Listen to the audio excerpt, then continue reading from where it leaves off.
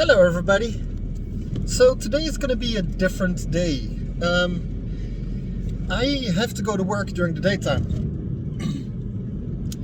Every year we have several courses, several training moments that we have to follow, and several meetings we have to go to. Today we have a meeting and we're going to train some CPR. We do CPR training once a year, and since I've been there for 8 years, I've done it 8 times already. This is going to be my 9th time doing a CPR training, but this is the first time it's going to be different. Since things have changed in the world of CPR, we are now required to learn child CPR as well. We've always had the regular normal CPR that's actually made for adults, but since we work with children, we now have to learn children's CPR, which is apparently different. And that's what I'm gonna go train today. Yesterday we also had a training day. We learned to do some fire extinguishing. Here's a short clip of that.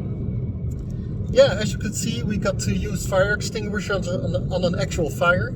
We've learned the differences and when to use a CO2 fire extinguisher, a powder fire extinguisher, and a foam fire extinguisher. And we also used a fire blanket. Of course, we need to know all this when we work in a prison, because fires can happen in a prison too, and a lot more likely than in any other workplace. So that's why we get that training. And that was yesterday, so that's pretty good. Got to learn some interesting stuff that I didn't know before about new types of fires that we now can have today, with, as an example, cell phone fires or battery fires, how to deal with those. Basically, you can't. The best you can do with the battery fire is to get yourself a fire blanket, pick up the battery or the cell phone and bring it outside and let it burn on some rocks or stone or tarmac or something like that, because you can't really extinguish a battery fire. Anyway, I'm getting off track. So today we're gonna do CPR training.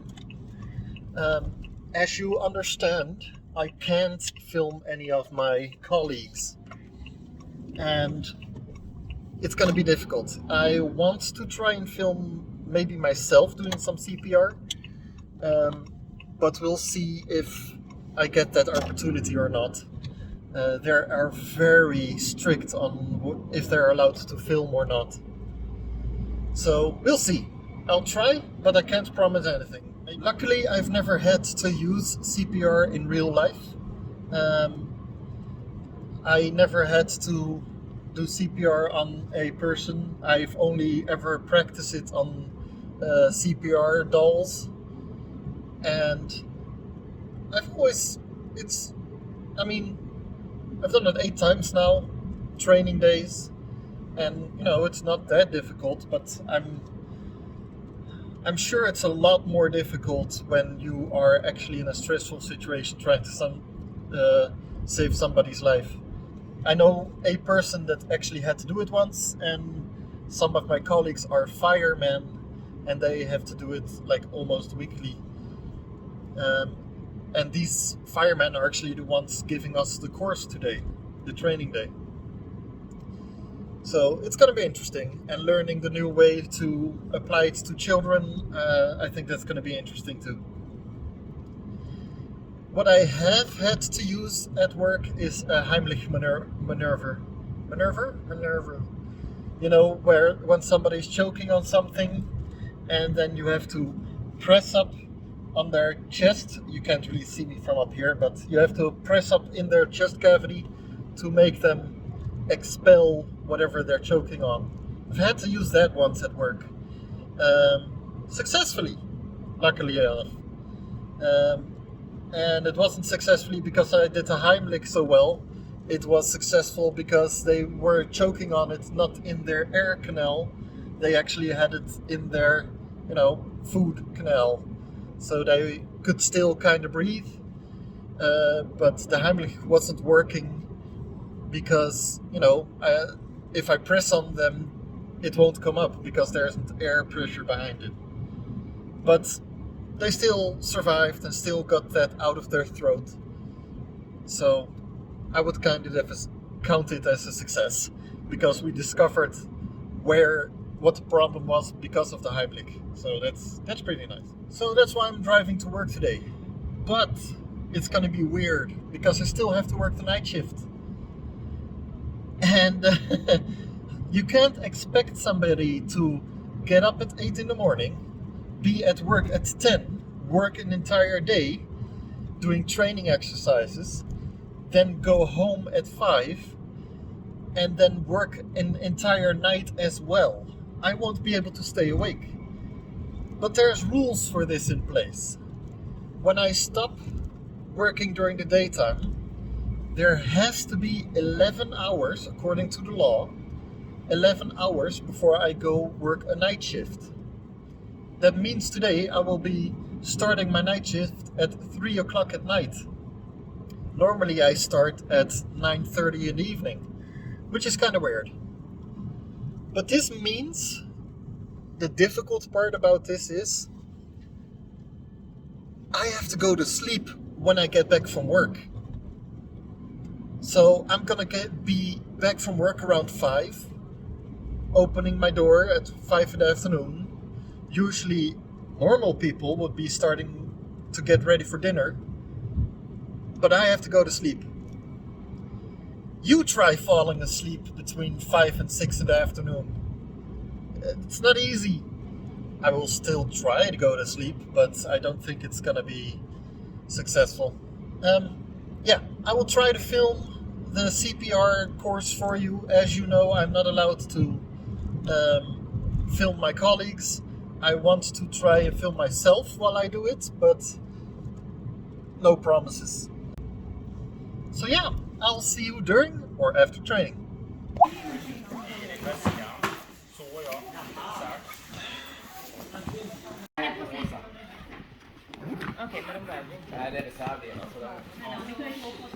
Alla har ofta en sån här tendens att börja rycka i påsarna.